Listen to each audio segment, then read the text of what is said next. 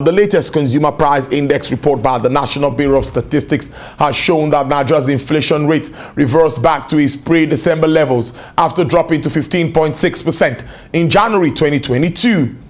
Nigeria's inflation rate rose in February after recording a fall in January as the country faces fuel shortages that have helped push prices higher. Now, the prices of goods and services measured by the Consumer Price Index fell 1.63%, lower than the rate recorded in February 2021. Nigeria has faced bad fuel shortages, or has had fuel shortages since February after importing substandard, or you can call it contaminated fuel, which resulted in weeks of severe scarcity and long queues at filling stations.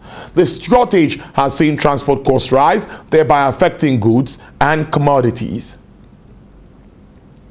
Well, joining me live from our Abuja studios to look at these figures is the Professor of Accounting at Now University of Nigeria, Professor Phili Gogodioha. Good afternoon, Prof. It's good to see you.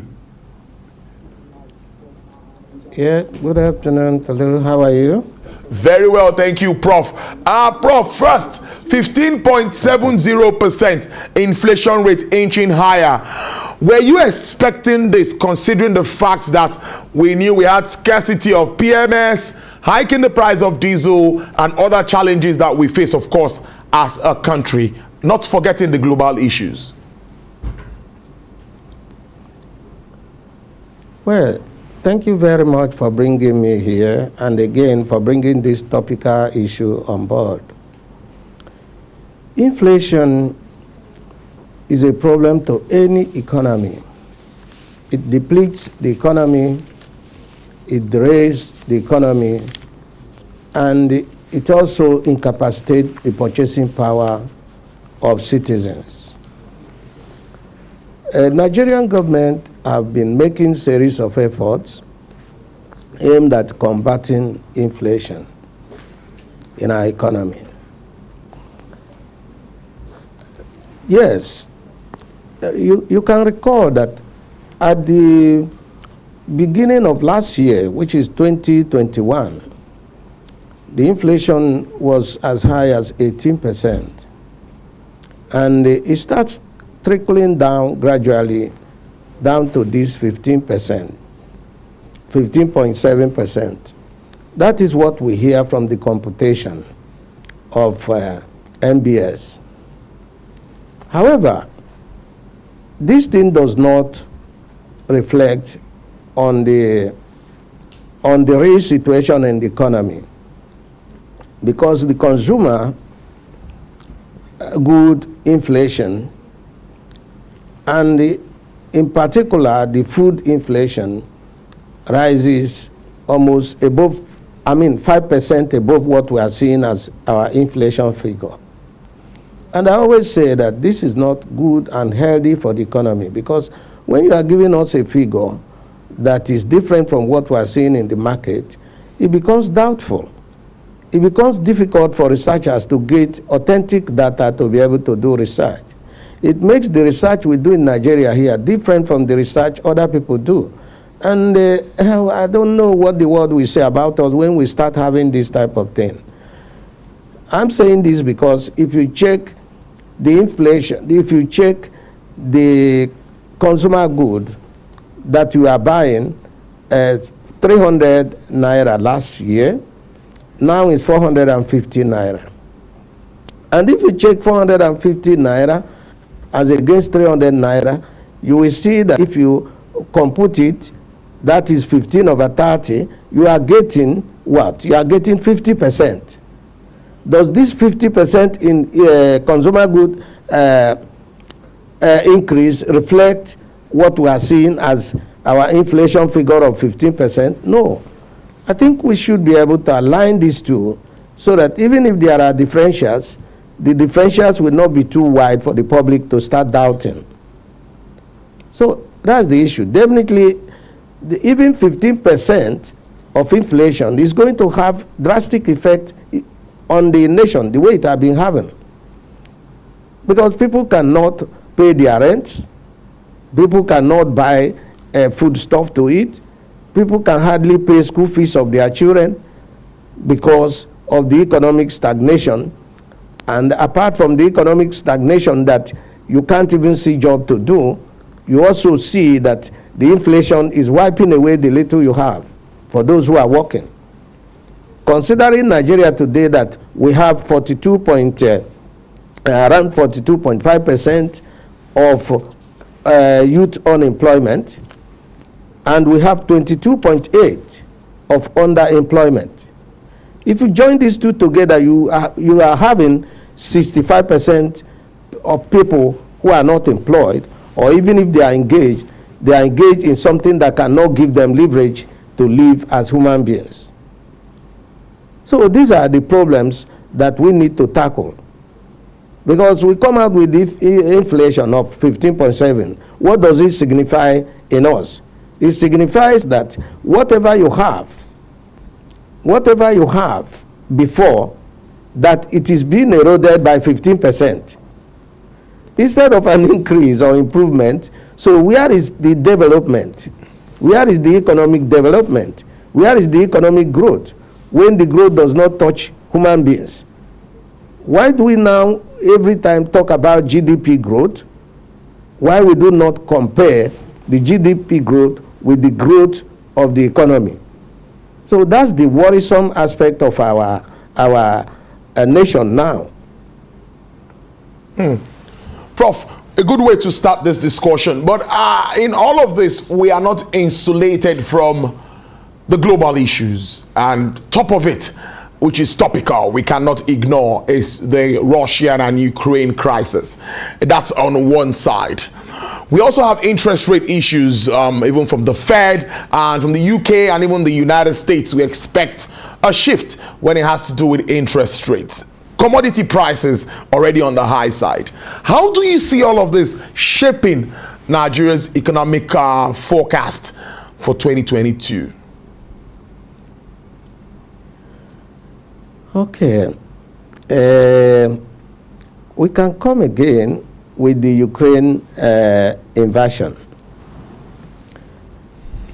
You see, I have some concern about the way we parade news in Nigeria. I was listening to a news where they are saying that some of the causes of our problem, particularly the oil, the importation of oil, is because of the Ukraine war. I looked at the figure we have, the data we have, that we don't import oil from Ukraine. And we don't import oil from Russia. So, and aside from the fact that we don't import from them, and they don't even import our oil. So where does that affect us? Then you come to the general importation. You see that our major import-export partners are China, India, USA, Netherlands, and maybe for export, Canada, and a host of others. So, I don't see why we should be entangled with the problems that are not ours. All these imports that we make, yes, we make some little import from them. For instance, what do you import from Russia? Paper, and maybe some other little fish. So is that what is affecting our economy? No. What do we import from Ukraine? Iron, plastic, and all sorts of goods that are available in Nigeria and in every other part of the world. So, yes, it is true that Nigeria is a part of the globe, that we cannot insulate ourselves entirely. But if this thing is going to have any effect, it's going to be insignificant if you carry it out in empirical research. Insignificant means that it may not be the cause of anything that affects us. Most of the things that affect us are internal. They are internal in the sense that we have no reason, even whatsoever, to tell anybody that we're having fuel shortage while we are a producer. Where we import our fuel is not even in Russia, it's not in Ukraine. We import from UK, Netherlands, Norway, and even Benin Republic here. So why do we entangle ourselves with something that doesn't concern us? And again, if we have conscience, why should we import from Benin Republic that is not oil producing? A neighbor here. We cannot produce what we cannot refine what we produce. Then we send it out and start bringing it in, thereby inflicting a lot of problems in Nigeria. Because one of the causes of inflation is also the importation, heavy importation. And this importation is coupled with the foreign exchange hike. That the foreign exchange was maybe 2 years ago 300 and something, 381, is now 500 plus. And when you import good, definitely the price is going to be high. It's going to be very, very high. If this inflation is actually computed, if this inflation figure is actually computed well, you could know that the good you imported for 381 last year, and you are importing it for 500 plus now, that the increase is about 40-50%. So how can we now be sure that this inflation figure given to us is correct? And even if it's correct, we know the cost. The cost is our inability to turn the natural resources that God has given to us into economic use for Nigerians to benefit. If we are refining oil, we have no reason to import. If we are refining oil, more than 50% of Nigerians will be employed. I'm quite sure of this because it looks simple to say refinery. That refinery produces byproduct of petroleum, which we also, apart from the firms that refine, which will also necessitate opening of other firms that will process the byproduct into finished goods. And this will engage millions of people because too many things are imported into the country that should have been manufactured here. We have no reason to import biro into this country because it is a petroleum product. We have no reason to import some petroleum product driven shoes and bags and plastic chairs, plastic whatever, even for car, even for household or for whatever, the plate and so on and so forth, the cups. So by the time you start processing all these things with different industries, all Nigerians will have work. When we were growing up, some people don't want to work, or some people didn't want to work for government because there are places where you can work. It's either you work in a oil sector, which may not really be you are employed by any NMPC, but there are so many other areas of oil you can work through processing. Apart from this, distribution of this oil alone and their product and their oil product is a massive work and job that will engage people. All these things, we don't have them. So how can we survive as a nation? When a government is coming, they will tell us everything they will do, and after over 20 years of democracy, we are still where we were. We are even worse now. Because when the military were here, we were producing. Actually, we were refining. Even though not to full capacity, but we were refining. So it's very, very pathetic. Interesting. And unless we have people who will tell us the truth about Nigerian economy, the economy can never heal. We need people who will be able to tell the government this is the actual indices, this is the actual data, and this is where we are. Where do we go from here? Then you find a solution. You cannot find a solution for a problem you have covered and say that that problem does not exist. And you cannot go and heal a man who told you that he's not sick. Prof, these are the problem of Nigerian economy. Indeed, you've identified some very key issues. Prof, allow me to interject you now. I want to also ask that we've known that the World Bank and the likes of IMF has already said Nigeria might have its highest inflation in 2022. This remains very worrisome. But let me ask you this question. It's going to be a two-in-one question. I'd like you to take the submissions together. What is your take with sustaining subsidy on electricity and, of course, on PMS? These are two things that the IMF and the World Bank have been saying Nigeria needs to stop subsidizing. So what do you think about this two with the present situation? How does it affect inflationary pressure? All of this. Okay.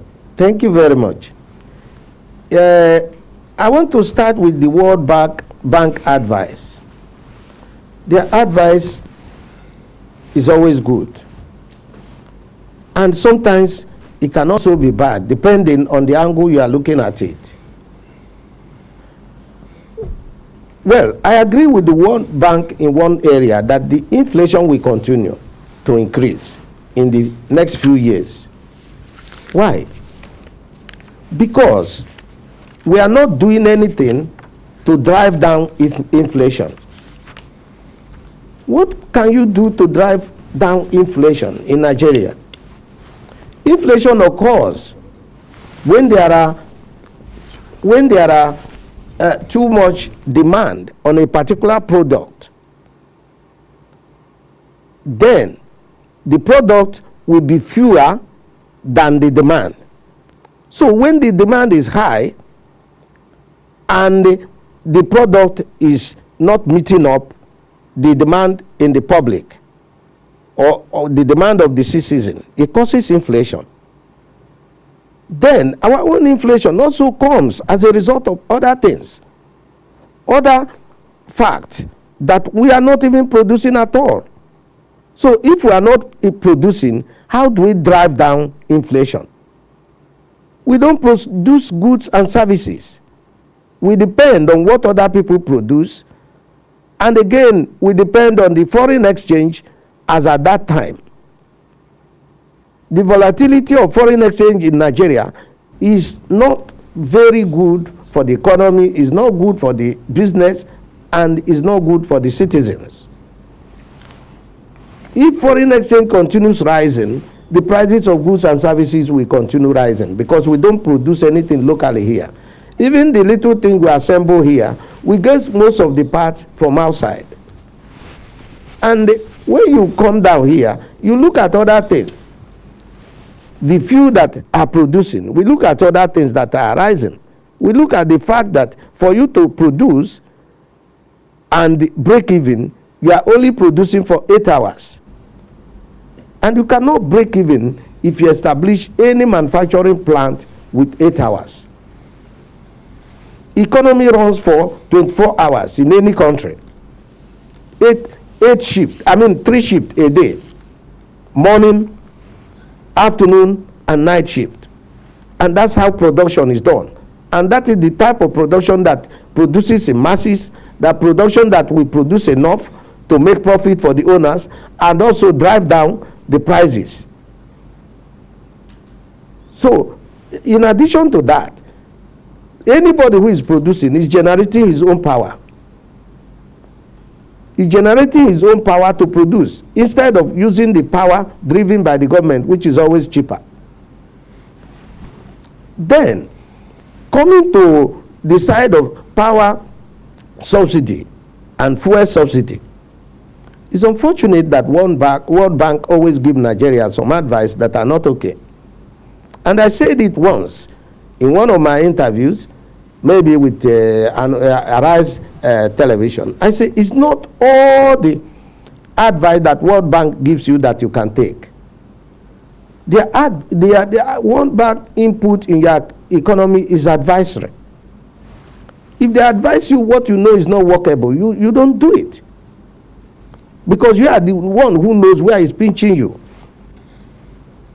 For instance, if you now stop fuel subsidy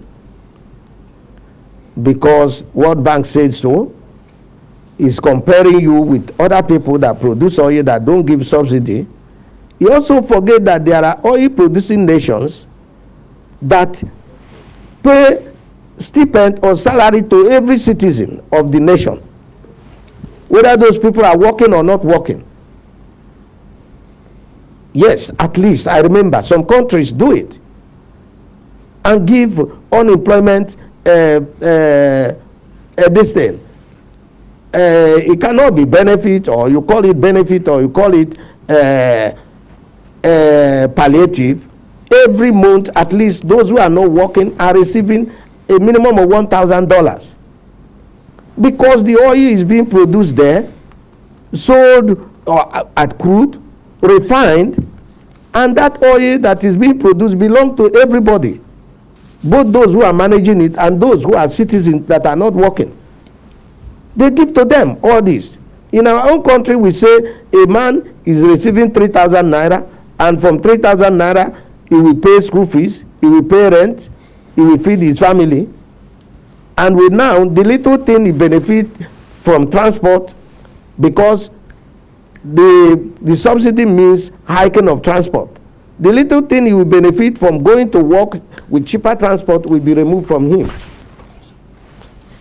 So we look at, I don't understand really. We should be human, we should be humane in the way we approach issues. Not that World Bank says. Who is World Bank? Who is World Bank? There are people like you and us. There are people like you and me. They are not better. Somebody's opportune to be there doesn't mean that he's better than you. You should have your own thinking cap to know what is in your own nation and know what is applicable. I do not agree with all this removal of all this tariff. That if you say you should touch electricity, let us be fair to everybody. If you say you should touch electricity because the electricity has been so epileptic, the cost of giving electricity is actually high, and again, they have been privatized and given to private companies. But government also has hand there. If there will be minimal increase on electricity to be able to supply electricity to the whole nation, so that people will be able to have electricity and produce goods and services, yes. So that's my take on these two. But anything outside this, we are going to cause more problem. Prof, I must thank you. That is much what time can take. Interesting conversation always with Professor Ofili Ugodeoha, who's a professor of accounting at Now University of Nigeria. Thank you so much, Prof, and do enjoy your weekend.